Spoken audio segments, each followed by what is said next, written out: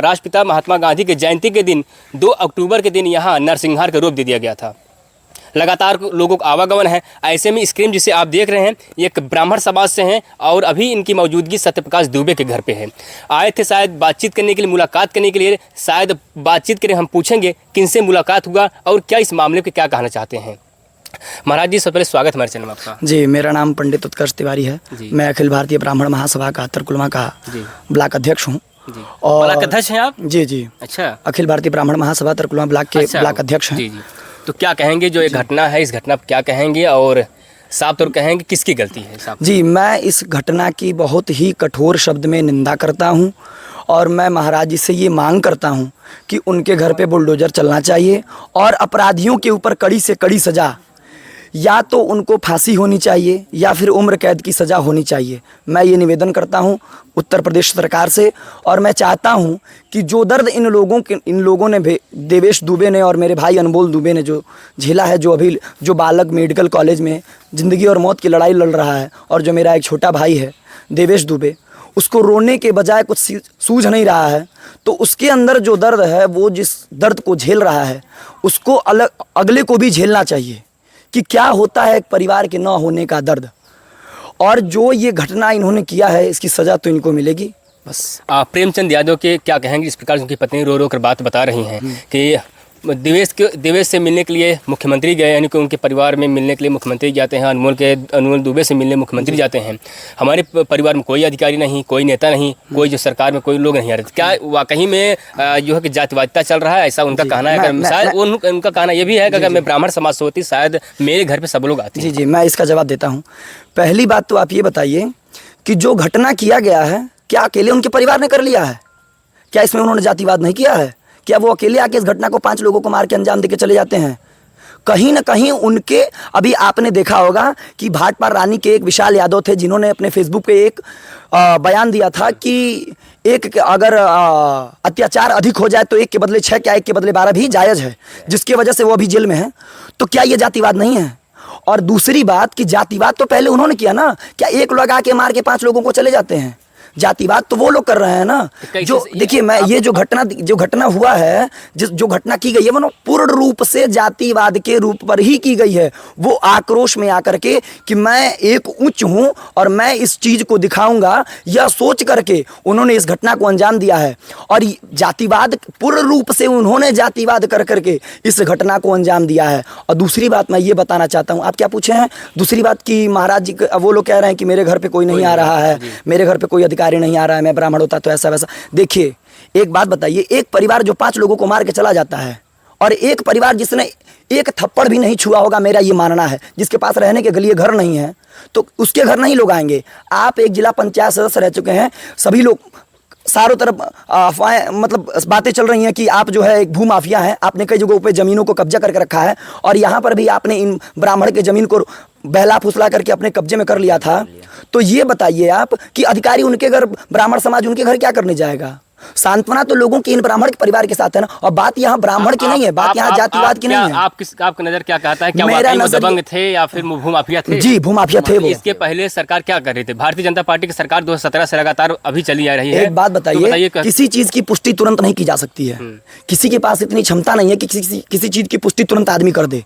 धीरे धीरे चीजें पता चलती हैं और धीरे धीरे उस पर कार्रवाई होती है। ये भारत जो अपना जो यहाँ जो है, ये बहुत ही बड़ा देश है और इसमें इतनी जल्दी जो है चीज़ों को समझा नहीं जा सकता है। पहली बात तो यहाँ है। और दूसरी बात मैं बता रहा हूँ कि जिसके पास खाने के लिए अन्न नहीं है, उसके प्रति तो सांत्वना होगी ना मेरी। आप आते हैं, मार के चले जाते हैं और आप चाहते हैं कि आपके प्रति सांत्वना रहे, ये कौन सी बात हुई? सर्वप्रथम दृष्टिकोण से देखा जाए तो इन्होंने ही गलती किया, ऐसा लोग मानना है, लोग कह भी रहे हैं। ऐसा लोगों का मानना है और ऐसा और किसी का नहीं, एक विशेष जाति का मानना है। और दूसरी बात कि ये जो है ना, ये मैं कह सकता हूँ कि एक ब्राह्मण समाज की लड़ाई नहीं है, ये उस हर घर के लिए है जिनके साथ ऐसा हो रहा है। ऐसा नहीं है कि इनके घर 5 लोग मार दिए, ये ब्राह्मण है तो मैं आया हूँ, नहीं, ऐसी बात नहीं है। ये एक विशेष जाति के लिए नहीं है। ये जो घटना हुई है ये बहुत ही निंदनीय है। मैं इसके लिए मैं इस घटना में शामिल, जैसे आपने जिक्र किया कि इस घटना में अकेले तो नहीं मार गए जी, तो अकेले तो भुगतेंगे भी नहीं। अगर इस घटना में जितने भी लोग होंगे सभी जाएंगे। जी, बिल्कुल लेकिन जाएंगे। जितने इनके परिवार में जितना है ये संतावना से लोग दे रहे हैं तो उतना तो उनके भी पक्ष में लोग जाना चाहिए। तो आप जो कह रहे हैं क्योंकि कि ये देखिए, पहले गलती इनकी है। ये एक जमीन का मामला था, इसमें राजस्व विभाग की लापरवाही की वजह से घटना हुआ। अगर शायद से निवारण कर दिया होता ये घटना नहीं होता। सब लोग ऐसा बातें कह रहे हैं जितने भी लोग आ रहे हैं। शायद माननीय मुख्यमंत्री जी भी कार्रवाई भी किए हैं 15 अधिकारियों के ऊपर, निलंबित किए हैं। तो कहीं न कहीं जो है कि ये मामला भाई अधिकारियों की भी लापरवाही रही। जी। एक बात आप बताइए कि ये एक छोटे परिवार से आते हैं हाँ। और वो एक बड़े परिवार से हैं। तो मैंने अभी आपको बोला ना कि ये जो जमीनी जो विवादें होती हैं इतनी जल्दी इसकी पुष्टि नहीं की जा सकती है। ये एक बड़ा मामला है और उनके ऊपर एक नहीं ऐसे कईयों केस हैं। तो जब इसकी पुष्टि हुई तो उनके ऊपर कार्रवाई की जा रही है। और बात जहाँ तक रही प्रशासन की तो इस बारे में मैं कुछ कह नहीं सकता हूँ। आप कह रहे हैं कि गरीब परिवार हैं जी, बाबा का बुलडोजर उनके ऊपर चल जाएगा तो इनसे भी गरीब हो जाएंगे क्योंकि उनके पास घर नहीं, ऐसा उनका मानना है। तो क्या लगता है गरीब बाबा का बुलडोजर चलना चाहिए उनके ऊपर? तो ये करने से पहले उनको सोचना चाहिए था ना। ये करने से पहले उनको सोचना चाहिए था ना कि मैं जो गलती करने जा रहा हूँ उसका क्या परिणाम होगा। तो ये गरीब नहीं हुए ना, वो तो एक तरह के माफिया हैं जिनको अब दंड दिया जा रहा है। वो दंड मिल रहा है ना उनको, वो गरीबी तो नहीं है। क्या जायज है बाबा का बुलडोजर? जी बिल्कुल जायज है। मैं ये हाथ जोड़ के मैं महाराज जी से निवेदन करता हूँ कि उनके घर पे बुलडोजर चलना चाहिए और ऐसे कार्य जो भी करते हैं उनके घर पे बुलडोजर चलना चाहिए और ये एक ऐसी कठोरतम सजा उनको देनी जानी चाहिए। बुलडोजर किस लिए चलना चाहिए? क्या वो उनके जो ये हत्या की वजह से चलनी चाहिए या फिर अवैध कब्जा के लिए? अवैध कब्जा भी है और ये हत्या भी है, दोनों है। और इसमें जो लोग शामिल हैं मैं महाराज जी से ये भी निवेदन करूंगा कि उनको भी कड़ी से कड़ी सजा चले, उनको भी कड़ी से कड़ी सजा मिले और उनके घर के ऊपर भी अगर वो भी अवैध है, वो भी गैर कानूनी, अगर उसमें भी कुछ गलत है तो महाराज जी से मेरा निवेदन है कि उनके घर पे भी बुलडोजर चलना चाहिए। कहीं ऐसा तो नहीं जो लोग कह रहे हैं उस बात सत्य हो? आप ब्राह्मण समाज से हैं और ब्राह्मण के बीच में आए हैं, उनके परिवार नहीं जा रहे हैं। आप ऐसा बात मत कहिए कि मैं ब्राह्मण समाज से हूँ तो आया हूँ। इसके पहले आप देखेंगे एक संजय सिंह थे, मैं उनके यहाँ भी गया था देवरिया में। अच्छा। हाँ, मैं और भी जगह जा चुका हूँ। लेकिन जो है कि अगर आप ऐसा कहें कि मैं जाति विशेष के लिए आया हूँ तो मेरा ऐसा कोई भावना नहीं है। मेरी जो सांत्वना है वो देवेश बाबू के साथ है, क्योंकि वहाँ मैं भी एक पांडित्य कर्म करने वाला ब्राह्मण हूँ और वो भी एक पांडित्य कर्म करने वाला ब्राह्मण है। इसलिए थोड़ी सी विशेष उसके लिए जो है मैं जो कर्म करता हूँ वो कर्म वो भी करता है, इसलिए मेरी सांत्वना उसके साथ। कहाँ से आए आप? क्योंकि मैं उस दर्द को समझ, मैं गोरखपुर में रहता हूँ। गोरखपुर जी। अभी मित्रों मेरी मौजूदगी फतेहपुर गांव में है। अभी भाई साहब यानी कहा जाए ब्राह्मण समाज से यानी पंडित जी हैं, ये गोरखपुर से आए हैं, यानी माननीय मुख्यमंत्री के गृह जनपद से आए हुए हैं और ये सांत्वना देने आए हैं इन परिवार के बीच में जिनके परिवार में 5-5 हत्याएं हुआ है, 5-5 मौत हुआ है।